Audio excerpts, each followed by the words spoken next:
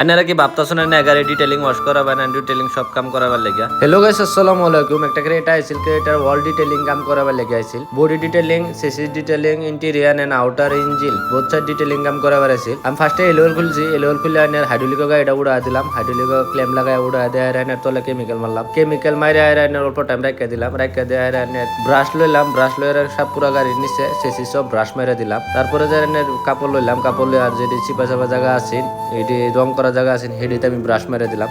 Brush মেরে আর high pressure machine দিয়ে গাড়ির ফুল গাড়ির পানি মেরে দিলাম। আন্যারা গাড়ির বয়সটা যদি 3 থেকে 5 বছর হয়ে যায় তো একবার ডিটেইলিং ওয়াশটা করা লইবার পারো। যদি আপনারা ডিটেইলিং ওয়াশ করাবার চান তা শিলবরি হ্যাপি কার ওয়াশিং সেন্টারে ভিজিট করবেন। আর এই ভিডিওর মধ্যে ফুল গাড়ি ডিটেইলিং কামটা করছি, আপনারা ফুল লাস্ট দেখে যাবেন। আর কেরা করতে ভিডিওটা দেখতে আসুন, কমেন্ট করে জানাবেন, জায়গার নামটা লিখে দিবেন। আসসালামু আলাইকুম।